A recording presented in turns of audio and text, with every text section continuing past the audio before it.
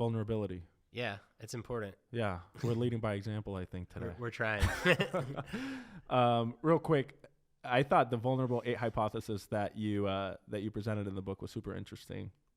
Yeah, so this is rooted in, I think they call the field evolutionary neurobiology. Mm-hmm. And it basically makes the case that we evolved as a species at a level of group selection to be vulnerable. Mm-hmm. And the reason for this is because as apes became humans, our brains got pretty big. Mm-hmm. And when we were born, in order to have a brain that big and to fit out and all these things, our body couldn't really be ready to survive on its own. Mm-hmm. A lot of species, like a cow, like most species, like you're kind of dropped out and you get a little bit of help from your parents for a month or two and then you're out on your own. But humans, we need a lot more help to survive. And in order to get that help, we had to be really vulnerable. So we're one of the only species that when we're born, we stare at our parents and we lock eyes with them. Yeah. Which is like the ultimate source of vulnerability. Like here I am literally butt ass naked and I need your help. Right. And babies, the hypothesis goes, that couldn't do that, they got selected out. Yeah. Because if they couldn't lock eyes with their parents, if they couldn't show that vulnerability, well, then they might not have the bond, they might not get help, and they would die. Right. And these are like Neanderthal, or I guess we didn't really evolve from Neanderthals, but these are like primate to human, way back when, not modern. Modern, if you're here, we've made it this far, you've got that vulnerability gene.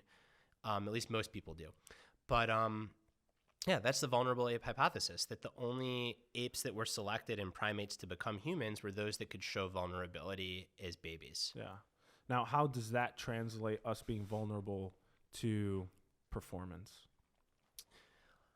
I think that it ultimately comes down to performing out of a place of love versus performing out of a place of fear. Mm. So when you're not vulnerable and when you feel like you have to have it all together, you are very fragile. Mm-hmm.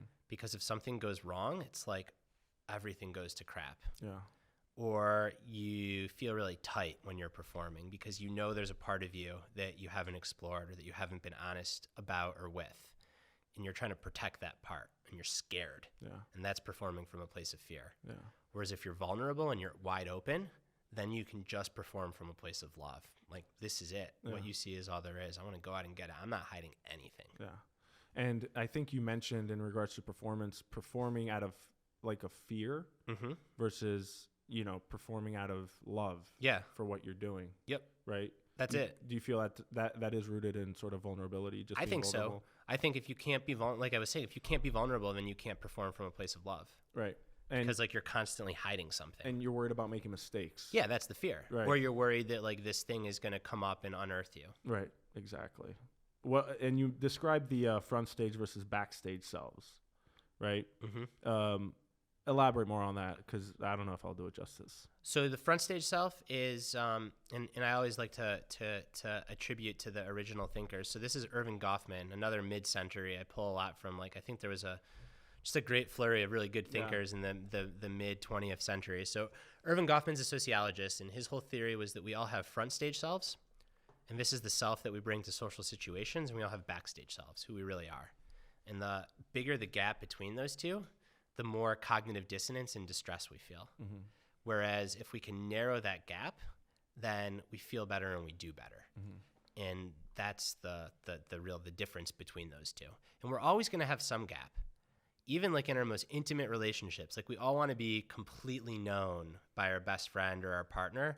And that yearning is there, but like there's always a part of us that's probably just ourself. But the more that we can bond with others and be known, which requires being vulnerable, generally the better we feel. Yeah. And interestingly, what you mentioned is being vulnerable either in a team, within a team, or just with another individual. It builds trust. It builds trust, but then allows the other person to be vulnerable too. That's right. It gives them permission. Exactly. And you described that as like you're not only breaking your own shackles, but you're also helping the other person break their shackles as well. Yeah, that's exactly right. It's a virtuous cycle. Right. Something that I've thought about is like, isn't there an element of performance in our lives that we do? Mm-hmm. There is. And that's okay. Yeah, that's what I mean. Like, right? You're never going to be total backstage self. Should you? I don't think so. I think it's okay. You think it'd be detrimental to be completely backstage? Yeah, I mean, all the time in every situation, of course. Right.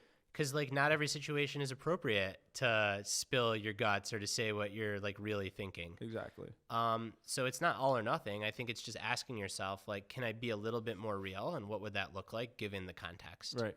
Yeah, because, you know, being a doctor, for example. Right. You can't, like, be like, I don't know what's going on with you. Right. But, like, at the same time, you want to be transparent. Yeah. But there is a performance aspect.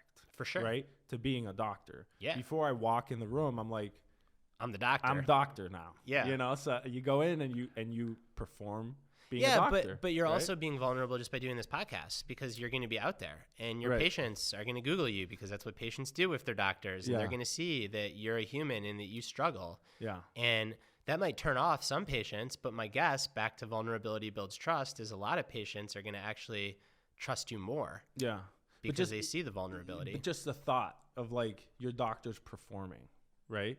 Or your lawyer's performing, or whatever other yeah, but I think that, like, once you know that, like, I have that thought, like, with my own doctors, but, like, that's why, like, I try to disarm them from the need to perform. Right. Like, you're just a person doing the best you can. I don't expect you to be perfect. I feel bad for doctors, because I think a lot of people think, like, I'm broken, doctor will fix me. Right. Doctor went to school forever. Right, exactly. And it's like sometimes, but the doctor is just a guy or a gal doing the best that they can. Yeah.